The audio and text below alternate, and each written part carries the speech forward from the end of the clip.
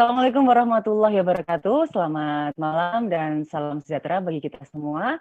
Di malam hari ini kita masih akan berbincang tentu saja dengan narasumber dan juga isu-isu yang sedang in atau isu strategis yang bisa kita perdebatkan secara sehat, dan pasti saya mengundang Anda semuanya dengan kritik dan saran, tapi nanti saya akan buka linknya. Dan sahabat Paku Unira Malang dan juga sahabat pembelajar kampus desa Indonesia, jika kita membicarakan tentang lembaga anti rasuah atau khususnya yang ada di Indonesia adalah Komisi Pemberantasan Anti Korupsi atau KPK, pasti sangat menyita perhatian publik. Dan seperti yang kita tahu, sebelum adanya KPK sudah ada beberapa lembaga-lembaga anti rasuah lainnya yang pernah dibentuk di Indonesia, tetapi nasibnya berakhir dengan keadaan yang tidak baik, bahkan tidak berkontribusi apapun untuk Indonesia. Tetapi hadirnya KPK dewasa ini yang pastinya menyemangati atau sangat berdampak positif sekali terhadap upaya pemberantasan anti korupsi, ternyata dinilai masyarakat ada upaya dari pemerintah dalam hal pelemahan KPK. Terlebih lagi adanya revisi Undang-Undang 30 tahun 2002 menjadi Undang-Undang nomor 19 tahun 2019 tentang Komisi Pemberantasan Anti Korupsi di Indonesia, tentu saja membuat isu-isu pelemahan KPK ini semakin mencuat di ranah publik. Tentu saja kita akan membahas tuntas apakah dengan adanya perubahan Undang-Undang KPK ini melemahkan atau justru memperkuat lembaga anti rasuah di Indonesia. Nah, untuk itu kita akan membahasnya dengan salah satu narasumber kita di kesempatan malam hari ini, yaitu ada, saya panggilnya Bapak ini ya, Bapak Demas Brian W, selaku akademisi Untag Banyuwangi dan peneliti hukum lembaga negara, dan juga beliau ini selaku mahasiswa program doktor ilmu hukum Brawijaya. Selamat malam. Selamat malam. Assalamualaikum warahmatullahi wabarakatuh. Apa kabar? Sehat, alhamdulillah. Sehat, alhamdulillah. Oke, saya manggilnya nggak jadi Bapak deh, saya manggilnya Mas aja ya, biar lebih santai ya. Lebih muda saya berarti. Iya. Oke, dan kita masih berada di serial Jamu Ratu Adil, di mana program ini merupakan program kerjasama antara Pusat Kajian Anti Korupsi Universitas Islam Radhi Rahmat Malang dan juga Kampus Desa Indonesia. Untuk Anda semuanya yang ingin memberikan sumbangsi pemikiran, saran maupun kritik, nanti bisa di live chat di YouTube Kampus Desa Indonesia, dan juga di Instagram di Pusat Kajian Anti Korupsi Unira, dan juga bisa di Kampus Desa Indonesia. Baik, Mas Demas. Ya. Oke, terkait dengan perubahan atau ya hadirnya Undang-Undang 19 tahun 2019 ya, dari isu-isu terkait dengan penyadapan, kemudian yang paling in sekarang atau yang paling baru adalah terkait dengan perubahan status pegawai KPK menjadi ASN. Tepatkah? Ya, jadi menurut saya pertanyaannya adalah kemudian apakah pegawai KPK itu ideal ketika menjadi ASN? Sebenarnya tidak hanya itu saja, tapi yang terlebih harus bisa dijawab adalah kemudian apa sih filosofi pertama, kemudian urgensinya bangsa ini atau negara ini membentuk yang namanya Komisi Pemberantasan Korupsi. Itu dulu yang pertama. Harus dipahami oleh pemirsa di rumah bahwasannya munculnya lembaga komisi independen ya, KPK ini kan adalah lembaga yang dibentuk karena atas dasar ketidakberhasilan penegak hukum pada waktu itu atau kurangnya percepatan pemberantasan korupsi pada waktu itu, sehingga perlu membentuk lembaga khusus yang menyelesaikan korupsi di negara ini. Nah, kenapa kemudian dipilih suatu komisi independen KPK? Karena tujuannya adalah kemudian agar KPK ini atau komisi independen ini adalah suatu lembaga negara yang terlepas dari kepentingan tiga unsur dari lembaga-lembaga negara, baik eksekutif, legislatif maupun yudikatif. Nah, walaupun di dalam kewenangannya KPK juga di dalam constitutional important ya, menurut putusan MK, KPK ini juga melakukan suatu kekuasaan kehakiman di pasal 24 Undang-Undang Dasar sebenarnya. Sehingga kemudian kalau kemudian pertanyaannya adalah bagaimana ketika pegawai KPK ini menjadi ASN atau aparatur sipil negara, kembali lagi ke situ sebenarnya. Kemudian apakah kemudian ASN ini negara dapat menjamin bahwasanya ketika pegawai KPK menjadi PNS ini kemudian tidak terjadi intervensi atau kemudian tidak terjadi mutasi, katakanlah begitu, karena pegawai KPK, lembaga komisi independen ini tidak sama dengan lembaga-lembaga negara seperti pemerintahan daerah, kementerian dan sebagainya, berbeda. Sehingga seharusnya, idealnya adalah yang namanya pegawai komisi independen atau lembaga khusus ini seharusnya tidak disejajarkan dengan ASN atau aparatur sipil negara yang bisa dimutasi di waktu-waktu tertentu. Menurut saya itu. Oke.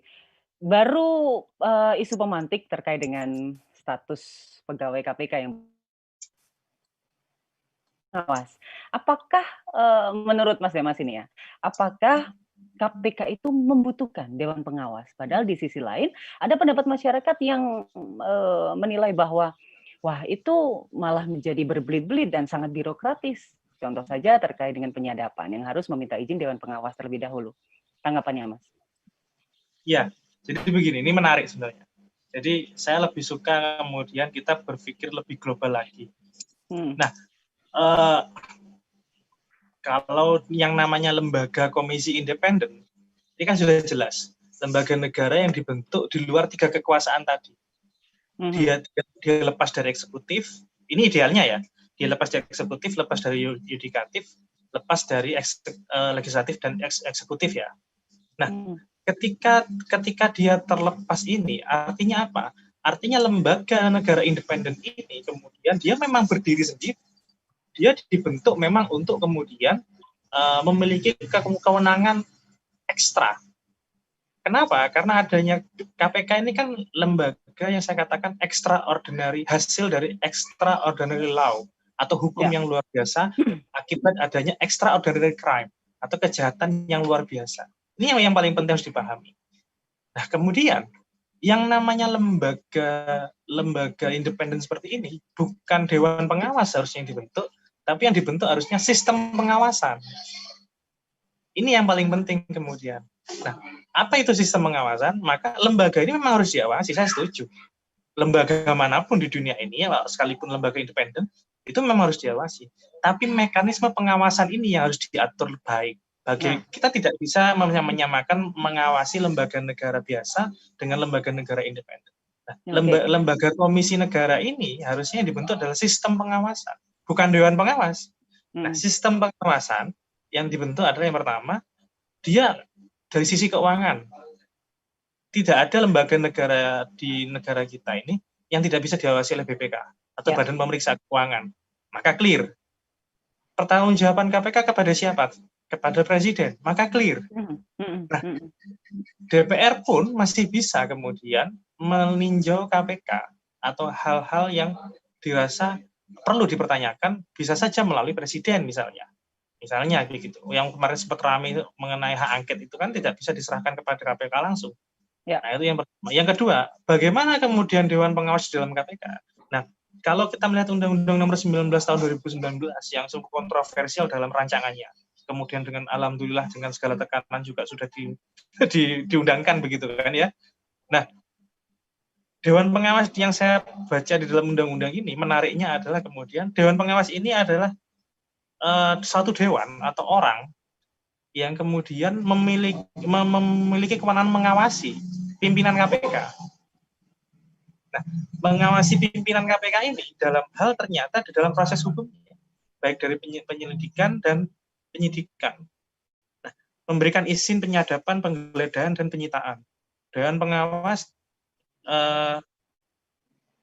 ini boleh memberi wajib PKPK ketua wajib mendapatkan izin kalau untuk melakukan penggeledahan, penyadapan dan penyitaan.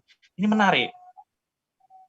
Setahu saya, namanya Dewan Pengawas itu tugasnya bukan memberikan izin, tapi mengawasi kinerja. Satu. Ya. Kedua, KPK ini, pimpinan KPK ini sifatnya adalah kolektif kolegial, bukan tunggal. Artinya tidak perlu meminta izin sebenarnya. Nah, kecuali kalau misalnya Kapolri, Kepala Kejaksaan, dia kan tunggal. Bisa saja dia melakukan otoritarian atau kewenangan, karena kewenangan tunggalnya dia tidak perlu mendapatkan pertimbangan dari manapun begitu. Apa kata dia gitu. Tapi kalau KPK kan ketuanya ada 5, 1 ketua, 4 wakil ketua. Dan ini kolektif kolegial.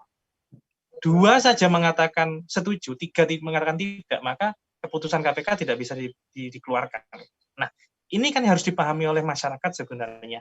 Idealkah kemudian Dewan Pengawas masuk dalam ranah itu? Kalau kemudian ingin mengawasi pimpinan KPK. Sedangkan pimpinan KPK kolektif kolegial. Bagi saya itu sudah undang-undang yang lama di KPK itu sudah cukup membentuk sistem pengawasan sebenarnya. Oke, padahal yang harusnya segera dirubah adalah Undang-Undang Pemberantasan Tindak Korupsinya, seperti itu ya? Ya, betul. Oke, nah saya menyoroti statement Mas Demas tadi. Berarti Dewan Pengawas kurang tepat untuk dibentuk. Itu yang pertama. Kemudian harusnya selama ini kan mekanisme pengawasannya kan sudah terbentuk, Mas, ini ya. Sudah terbentuk antara pengawasan keuangan BPK, kemudian juga diawasi oleh DPR, ya kan?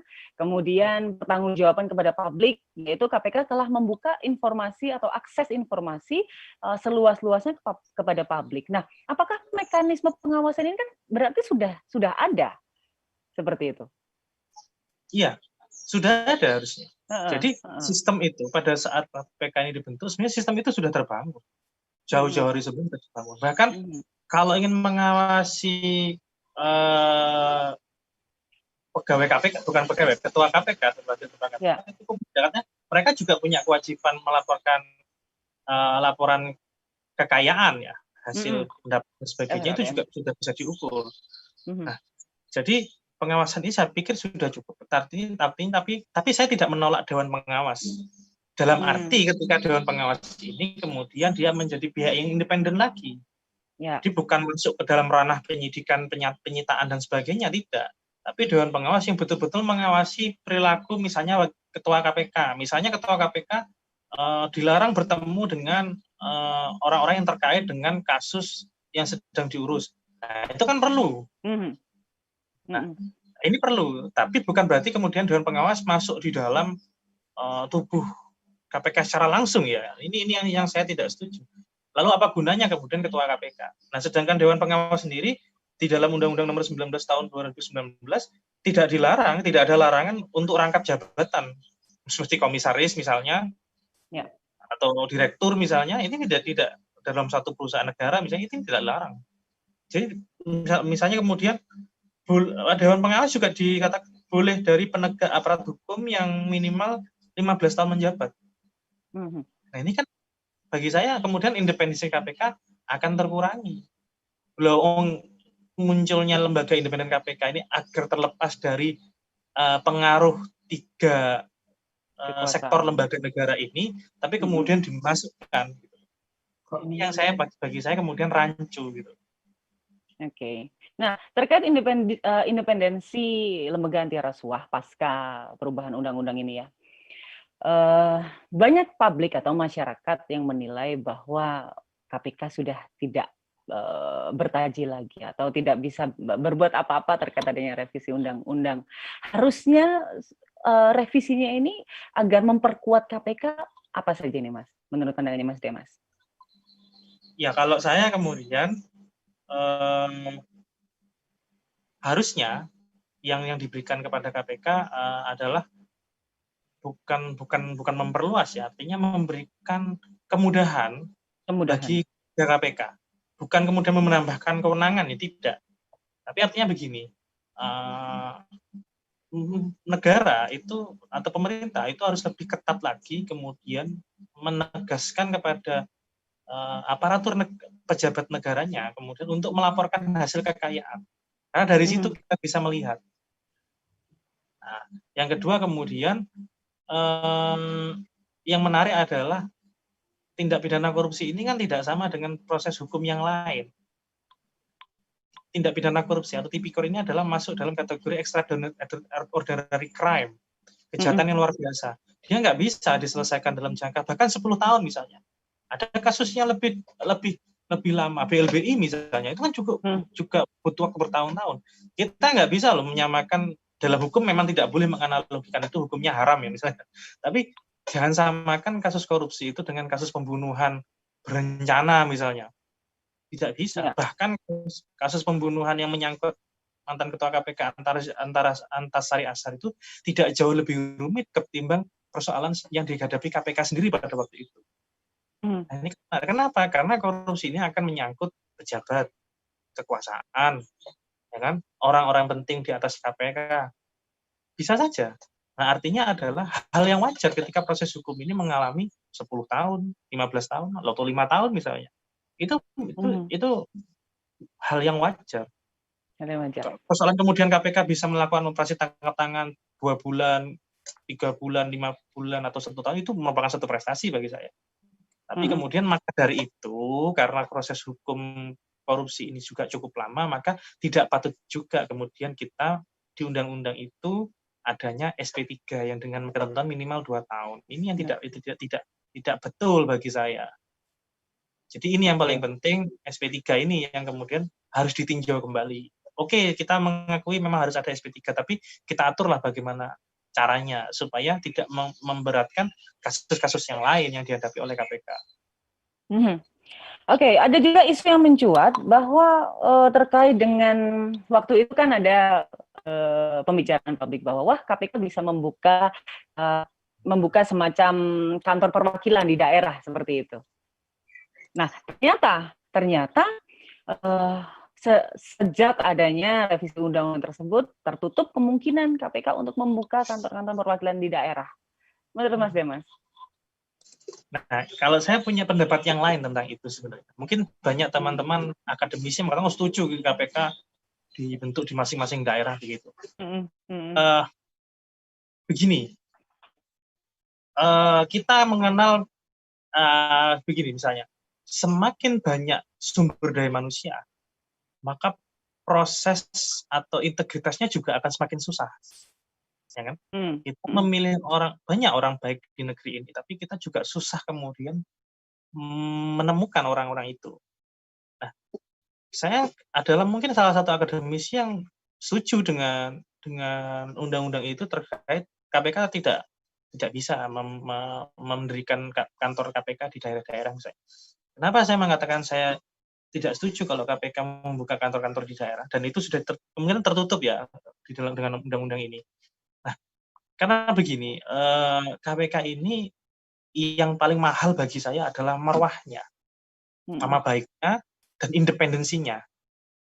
Nah, ketika KPK ini dikembangkan di daerah-daerah, ada kantor KPK cabang provinsi atau kabupaten kota misalnya, ini akan kemudian tidak menarik lagi. Anda bayangkan kemudian begitu banyaknya kantor-kantor KPK, kemudian tidak semua orang di dalam KPK yang di daerah itu jujur misalnya.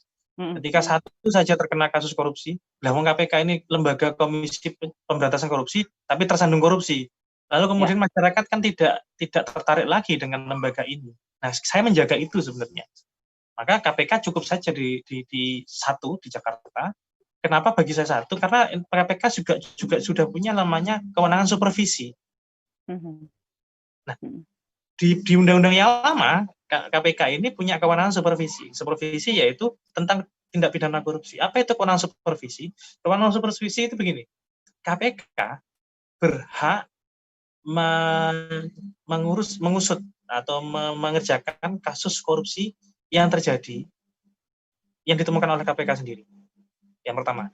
Yang kedua, apabila ada lembaga hukum yang lain, penegak hukum, baik itu kepolisian, kejaksaan, dan yang lainnya, ketika menemukan kasus hukum, ya kan, yang pertama dilakukan adalah melaporkan kepada KPK. Yang kedua, lembaga hukum di luar KPK boleh, yang tadi melaporkan, boleh mengerjakan kasusnya sendiri, tapi dengan koordinasi dengan KPK dan seizin KPK. Nah, yang ketiga, apabila KPK menilai lembaga hukum tersebut lambat, katakanlah begitu, tidak maksimal, maka kasus tersebut oleh undang-undang itu mengatakan, undang-undang lama itu mengatakan KPK boleh mengambil alih kasus tersebut, bahkan tanpa seizin lembaga itu, karena KPK bukan seizin, tapi lembaga hukum itu wajib menyerahkan itu kepada KPK ketika KPK meminta. Kenapa? Karena atas dasar kewenangan supervisi tadi. Nah, ini yang menarik sebenarnya. Nah, sehingga apa? Ketika terjadi di daerah-daerah misalnya, cukup aja KPK melihat laporannya, dampaknya bagaimana, kasusnya bagaimana, kerugian negaranya berapa, KPK menganggap perlu tidak, kalau tidak perlu ya sudah, kalau perlu ya kita ambil alih. Karena artinya begitu. Sehingga bagi saya tidak perlulah untuk membuka kantor-kantor cabang di daerah, provinsi maupun kabupaten kota. Oke. Di menit ke-30 saya akan membacakan ada beberapa pertanyaan. Yang paling menarik ada dari Doni di Malang. Mau menanyakan terkait dengan kewenangan Dewan Pengawas yang masuk pada ranah teknis penanganan perkara, yaitu memberikan atau tidak memberikan izin penyadapan, penggeledahan, dan penyitaan. Bagaimana jika Dewan Pengawas tidak mengizinkan dan siapa yang mengawasi Dewan Pengawas itu sendiri? Silakan, Mas Dewan. Oh, saya menjawab. Iya. Ya, jadi saya bisa menyampaikan tadi di awal bahwasanya tentang kewenangan Dewan Pengawas yang Ketua KPK itu harus mendapatkan izin dari Dewan Pengawas mengenai proses penyadapan, penggeledahan, dan penyidikan. Nah, ini kemudian sebenarnya ada proses panjang yang harus dipenuhi oleh KPK ketika dia harus melakukan penggeledahan misalnya. Dia harus dia harus melakukan proses ke Satgas dulu, kemudian kan ke direktur penyelidik, kemudian ke deputi. Ini prosesnya panjang. Nah, ini yang bagi saya kemudian terlalu berat. Maka saya itu Dewan Pengawas itu idealnya memang tidak masuk ke dalam ranah proses hukum itu tadi. Dewan Pengawas itu tidak perlu masuk dalam proses hukum tadi untuk memberikan izin gitu. Tadi saya sudah tekankan bahwasanya KPK itu prosesnya adalah kolektif kolegial di dalam penentuan suatu kasus misalnya. Ini korupsi atau bukan? Maka 5 orang ketua KPK tadi memutuskan secara musyawarah. Kalau tidak musyawarah tidak bisa selesai, maka 5 orang tadi akan voting. Ketika 5 orang tadi deadlock voting, maka ketua KPK itu berhak menentukan satu keputusan. Nah, selama ini kan begitu. Nah, ini namanya kolektif kolegial, sehingga tidak perlu kalau dalam proses penstatusan suatu proses hukum korupsi itu harus ada Dewan Pengawas. Saya pikir nggak perlu. Dan Dewan Pengawas sebenarnya di dalam dimanapun bukan itu kewenangannya. Dan tidak ada lembaga negara independen di dunia ini itu yang mempunyai Dewan Pengawas. Namanya lembaga independen kan begitu. Yang ada adalah sistem pengawasan, bukan Dewan Pengawas. Ya. Oke. Satu pertanyaan lagi terkait dengan status pegawai KPK lagi nih dari Mas Dwi, dari Dwi. Ini Mas Tombal saya kurang tahu di Instagram aku. Ada Dwi di Kabupaten Malang. Terkait dengan status pegawai KPK, jika pegawai KPK diangkat menjadi ASN berarti memungkinkan pegawai KPK ini masuk ke ranah eksekutif, kemudian sangat dimungkinkan juga beberapa tahun sekali akan dimutasi. Bagaimana, Mas Demas?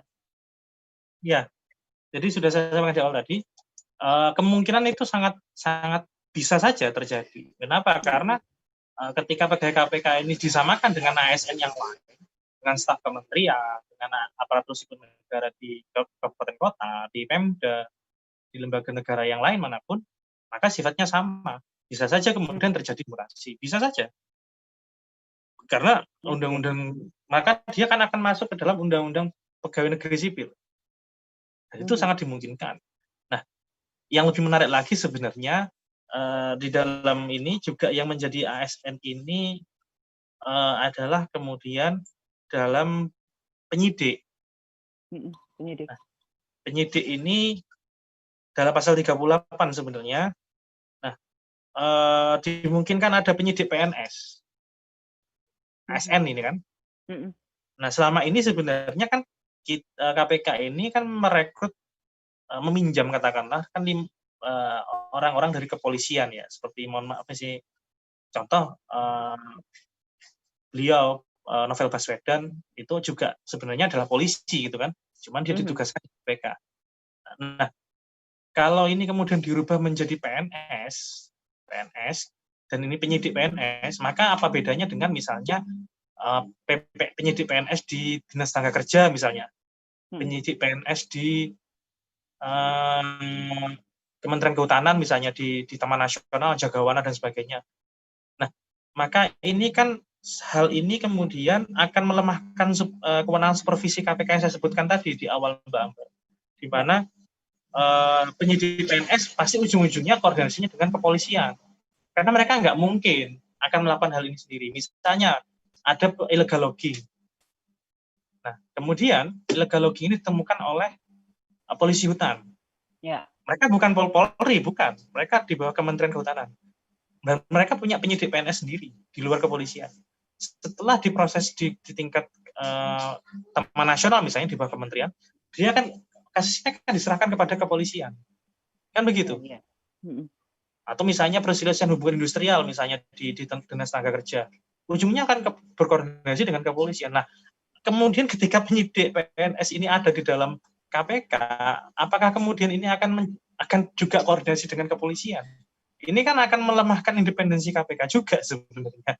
Di satu sisi KPK harus punya peran supervisi mengambil alih dari kepolisian ke KPK, KPK di ujung-ujungnya PNS berkoordinasi dengan Polri. Ini yang sebenarnya bagi saya agak ketawa juga melihat pasal ini.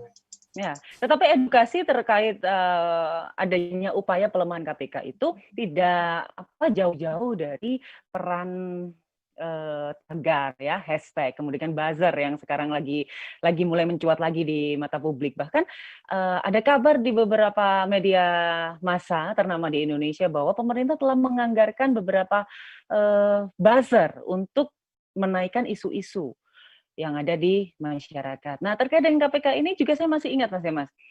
Yeah. Adanya minim pengetahuan kalau saya bilang ya. Jadi kurang tepatnya masyarakat untuk melihat bahwa undang-undang ini undang-undang KPK yang saat ini tidak semestinya digulirkan mentah-mentah untuk menguatkan yang katanya menguatkan KPK ini. Terbukti kalau saya mengutip dari penelitian ICW bahwa adanya proses-proses seperti penyusunan, ya kan, kemudian tahapan pembahasan yang rasanya sangat tidak mungkin untuk diberlakukan undang-undangnya. Nah, bagaimana ini, Mas Emas? Ya, kalau boleh saya berpendapat sebenarnya dari undang-undang yang baru ini, 19 tahun 2019 yang saya baca, kalau kita baca secara keseluruhan memang tingkat kematangan atau kualitas pengaturannya itu sebenarnya tidak, ini pendapat saya ya, artinya bolehlah publik berpendapat lain, saya tidak melarang atau orang lain, tidak jauh lebih matang atau tidak jauh lebih bagus daripada undang-undang KPK yang lama. Nah, harusnya kemudian kalau cita-cita parlemen pada waktu itu bersama dengan pemerintah adalah untuk menguatkan KPK, bagi saya di sini belum mencerminkan adanya penguatan terhadap KPK. Ini yang menarik. Seharusnya kalau memang menguatkan, ini pendapat, ini saya tadi kan mengkritik ya, saya berstatement, tapi tidak baik kalau saya tidak memberikan konsep yang membangun. Nah, contohnya misalnya kalau kemudian ingin menguatkan, ini contoh saja, menguatkan, harusnya pemerintah kemudian atau lembaga DPR atau parlemen ini juga di dalam undang-undang KPK yang baru idealnya adalah kemudian ya betul-betul memperkuat. Mereka harus membuat regulasi yang kemudian KPK ini tidak bisa lagi misalnya karena pengalaman yang kemarin KPK tiba-tiba diangket oleh DPR. Ya. Ini kan harus diberikan fondasi supaya mereka tidak terjadi begitu lagi. Satu, yang kedua misalnya KPK seringkali dikriminalisasi ketua dan wakil ketuanya, ya kan? Ketika berhadapan dengan kasus Polri misalnya, dengan mudah KPK misalnya terjadi bukan kriminalisasi ya, maksudnya saling sandra begitu istilahnya. Kalau boleh saya menggunakan itu, misalnya kemarin Abraham Samad dan yang lain itu mendapatkan kasus yang di luar KPK misalnya, sehingga mereka dicopot dari jabatannya. Dan ini pernah terjadi juga di zamannya Bibi Chandra, pernah juga terjadi di zamannya Antasari Ashar begitu. Nah, kan harusnya kita belajar dari hal-hal itu sebenarnya kalau memang parlemen itu ingin memperkuat KPK. Bagaimana independensi KPK ini kemudian tidak jatuh hanya persoalan seperti itu. Nah ini yang harus digunakan. Karena gini loh, ini kan sengketa, ini walaupun ini bukan sengketa kewenangan, tapi sengketa saling sandra antara satu lembaga negara dengan lembaga negara lain. Dan kalau mereka terjadi sengketa kewenangan pun KPK ini, saya kok pesimis ya kemudian bisa selesai dengan lembaga negara lain. Kalau boleh mengutip dari beberapa tulisan saya, Mahkamah Konstitusi ini juga tidak bisa menampung KPK ketika bersengketa dengan DPR lagi misalnya, atau dengan Presiden nggak bisa. Karena KPK tidak ada dalam Undang-Undang Dasar, karena MK kan kewenangannya terhadap Undang-Undang Dasar. Jadi lembaga negara yang kewenangannya diatur oleh Undang-Undang Dasar. Sedangkan KPK ini menurut constitutional important, menurut putusan MK, dia masuk dalam pasal 24 Undang-Undang Dasar, kekuasaan kehakiman. Tapi lembaga negara KPK tidak ada disebutkan dalam Undang-Undang Dasar. Nah ini resiko juga sebenarnya. Sehingga Undang-Undang KPK yang baru ini harusnya memperkuat KPK dalam dua hal yang saya sebutkan tadi. Karena kita sadar betul bahwasanya KPK ini adalah lembaga negara yang dibentuk oleh undang-undang, bukan undang-undang dasar.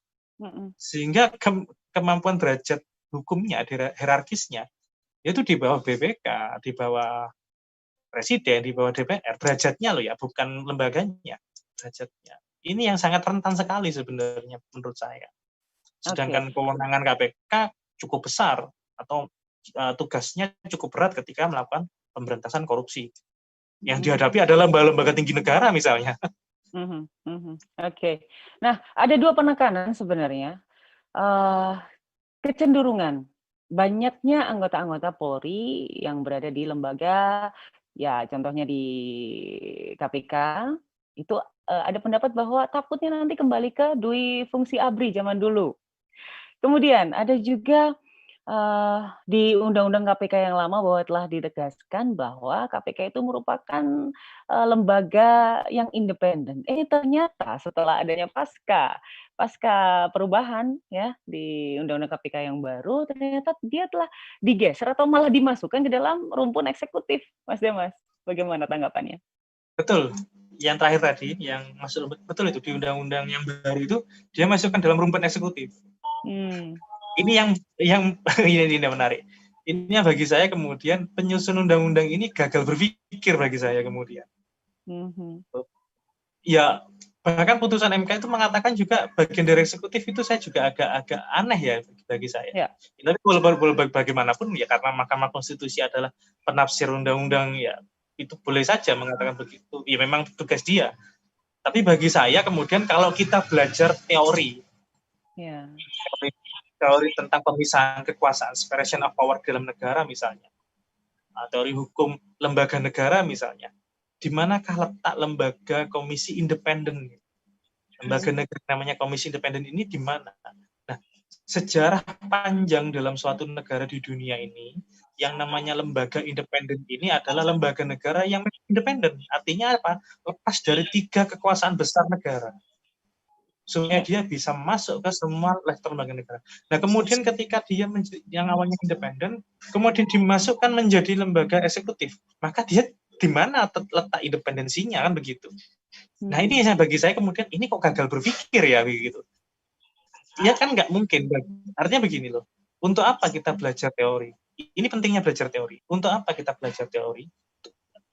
Tujuannya adalah agar supaya kita dalam melakukan praktek kinerja itu tidak jauh dari sebuah teori gitu.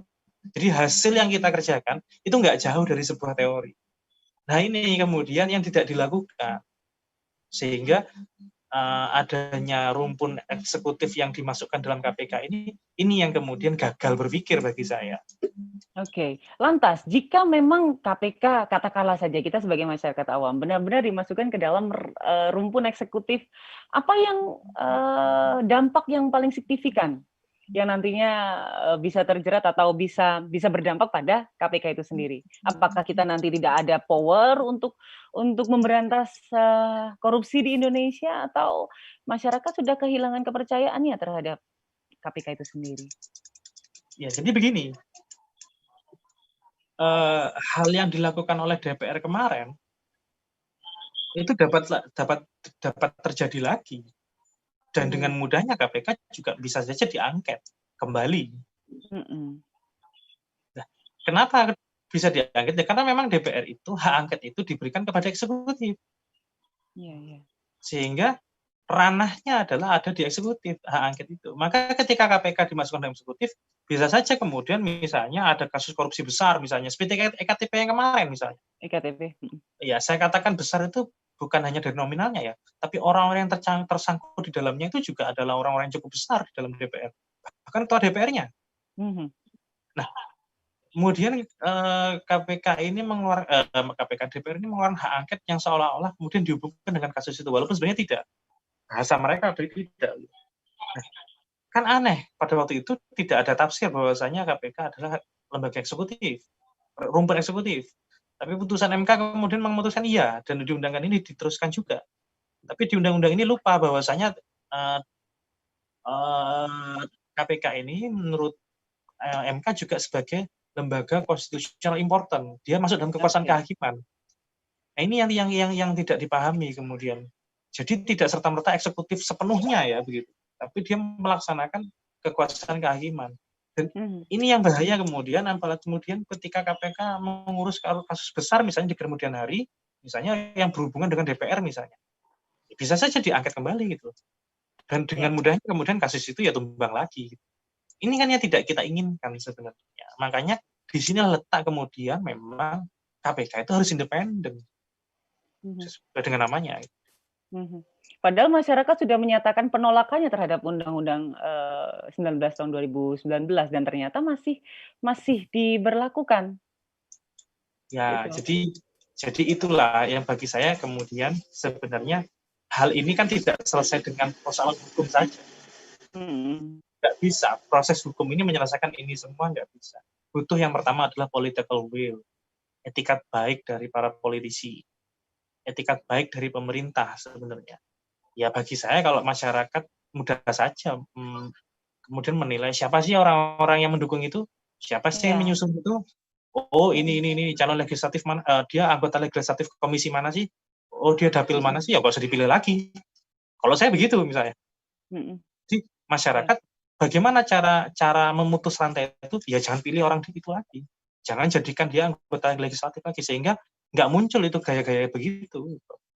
Tapi kalau masyarakat demo menolak tapi nggak pernah berpikir pada saat pemilu besok orang ini yang pernah ya kan tidak sesuai dengan harapan saya, kemudian saya pilih lagi karena saya dapat uang misalnya gitu, rusak lagi lah gitu kan.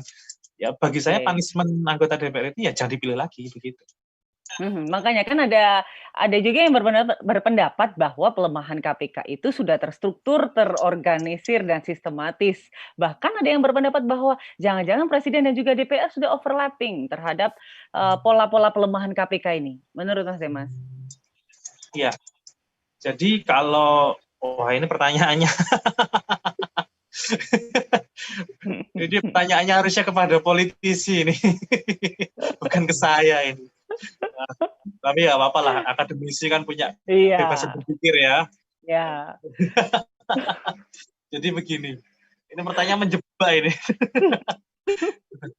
Jadi kalau overlapping tidak, saya mungkin tidak bisa memberikan pendapat yang pasti ya, karena saya juga memiliki keterbatasan pengetahuan tentang itu. Tapi kalau boleh saya sedikit berpendapat, sedikit saja, tapi tidak mengikat ya. Bagi saya itu kita menilai suatu pemerintahan itu baik, suatu lembaga itu baik dan tidak, itu pasti dari kinerjanya. Itu pasti yang pertama.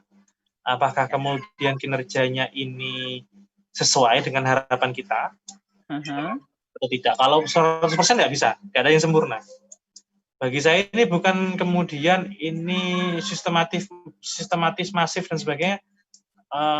Saya pikir Presiden hari ini juga masih punya cita-cita yang sama sebenarnya. Cuman bagi saya kan negara ini tidak dijalankan oleh Presiden saja. Kalau mau jujur politik bangsa ini sebenarnya banyak sekali orang-orang yang bisa berperan di kanan kiri Presiden misalnya. Atau bahkan Presiden juga punya posisi tawar yang sampai hari ini juga cukup berat gitu kan. Nah, jadi memberikan satu keputusan kebijakan suatu pejabat negara itu memang berat. Saya mengerti betul tentang itu. Jadi saya kemudian ketika terjadi kasus ini, pelemahan KPK dalam undang-undang ini, saya kemudian tidak menyalahkan presidennya begini, tidak. Bagi saya sampai hari ini seorang presiden negara di Indonesia misalnya, sampai hari ini pun tidak pernah tersangkut gitu kan, ataupun terjadi isu satu tindakan korupsi pun sampai hari ini, itu bagi saya cukup prestasi yang luar biasa. Ini yang perlu diapresiasi sebenarnya. Ini yang ditafsirkan saya mendukung ya, saya mendukung. Tapi bagi saya kemudian dalam upaya semangat pemberantasan korupsi, ketika sampai hari ini pun Presiden masih dianggap bersih lah kira-kira, tidak pernah terkena isu sedikit pun, bagi saya itu sudah cukup apresiasi yang luar biasa. Nah, kemudian yang kedua adalah ya harus ada dukungan sepenuhnya kepada lembaga-lembaga anti korupsi ini. Baru itu yang kedua. Mas Demas, yang tertinggi siapa? Dewan Pengawas atau pimpinan KPK? Kalau menurut undang-undang hari ini, kalau saya baca secara gramatikal ya Dewan Pengawas. Dewan Pengawas. Iya, secara pemahaman gramatikal ya. Tetapi berarti pimpinan KPK? Padahal syarat-syaratnya pimpinan KPK itu lebih ketat loh daripada Dewan Pengawas. Betul, minimal usia 50 tahun. Bla bla bla bla bla gitu kan. Dan itu 50 tahun. Kalau saya sebagai masyarakat awam juga berpendapat berarti sudah tertutup celah bagi KPK untuk mendapatkan pimpinan yang lebih muda, yang lebih progresif, visioner, karena sudah ada batasan waktu usianya. Iya, makanya dari itu harus dipahami sebenarnya apa sih sebenarnya mereka itu kok mengatur 50 tahun. Kalau ukuran kedewasaan saya pikir usia 35 ke atas itu sudah cukup dewasa sebenarnya. Sebenarnya. Ya, kita konsultasi saja kepada psikolog misalnya, usia tingkat kedewasaan untuk menghadapi satu kasus itu gimana sih gitu kan. Dari sisi hukum sebenarnya ya cakap hukum begitu kan, sudah itu sudah memenuhi, tapi saya tidak tahu kenapa kok harus 50 tahun. Tapi bagi saya itu terlalu tua.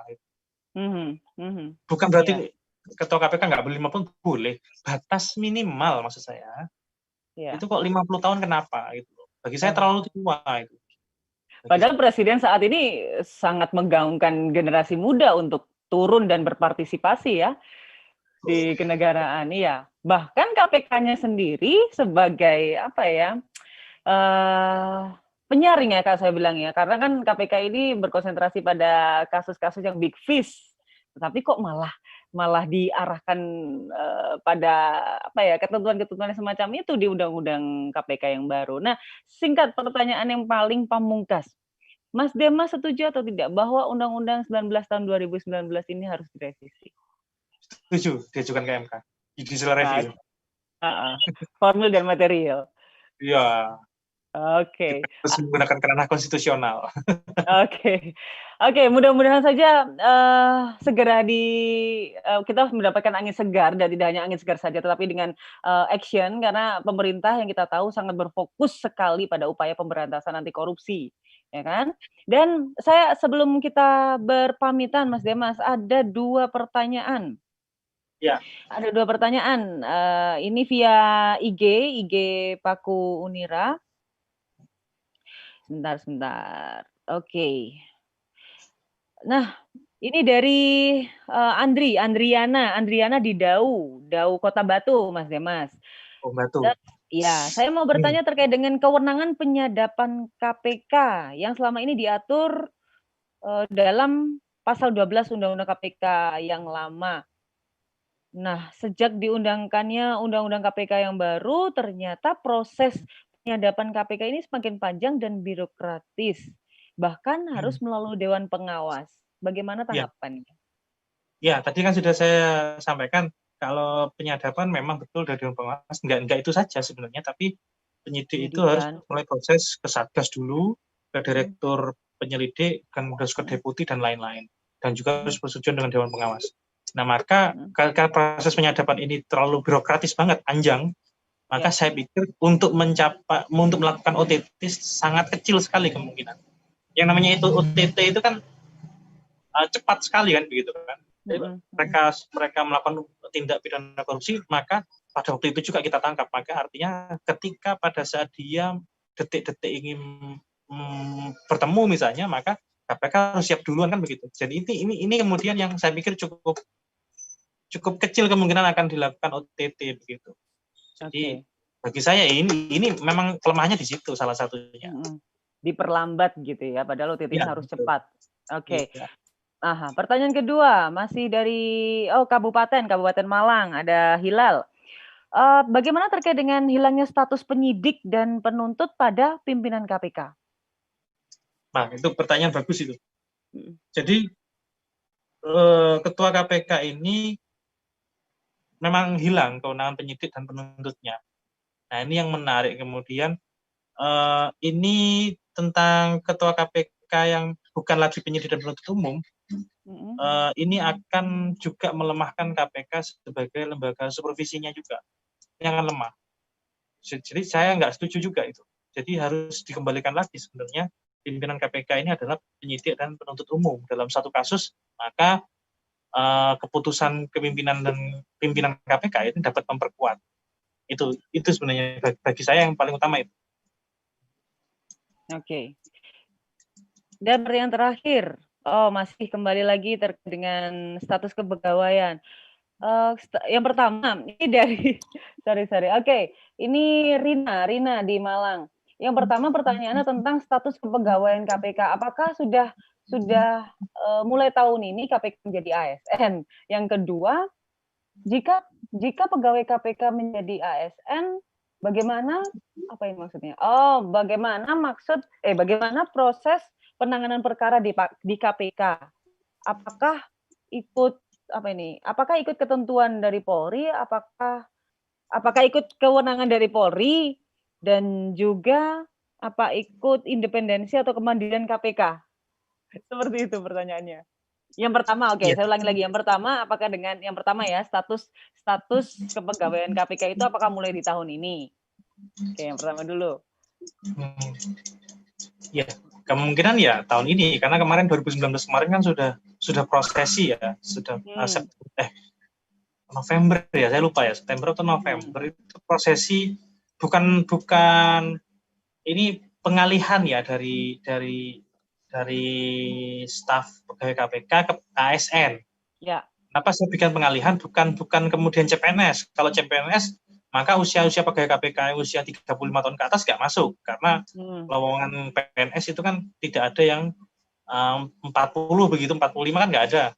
Nah, sedangkan pegawai KPK pasti rata-rata ada yang usianya 35 tahun ke atas. Nah, ini pengalihan, bukan pemasukan ke PNS, tidak, pengalihan saja.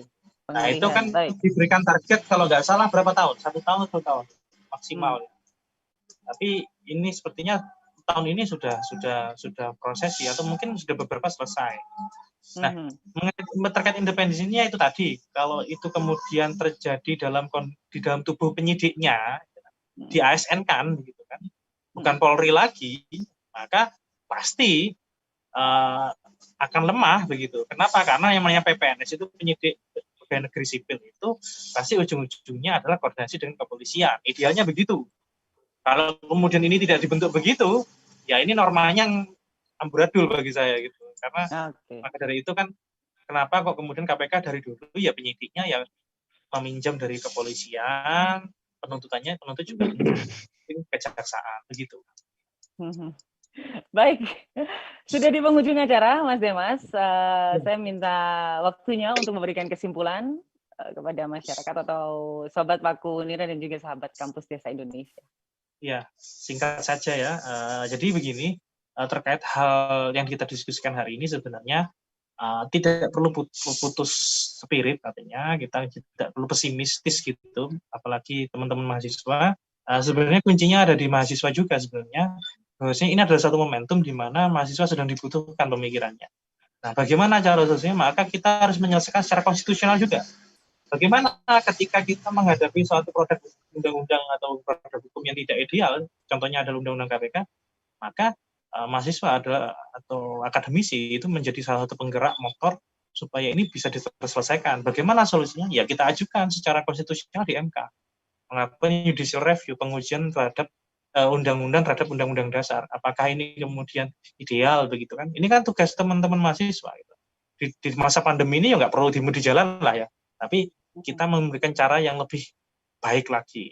Maka ini harus menjadi isu yang cukup ideal sampai hari ini, karena ya memang tidak seksi sih isu ini ya, tidak begitu populer, tapi ini cukup penting gitu bagi kemajuan bangsa, karena bangsa ini bisa besar kalau kemudian penindakan korupsinya juga baik dan angka korupsinya bisa mengecil apabila lembaga penegak hukum di korupsinya juga semakin independen. Bagi saya itu.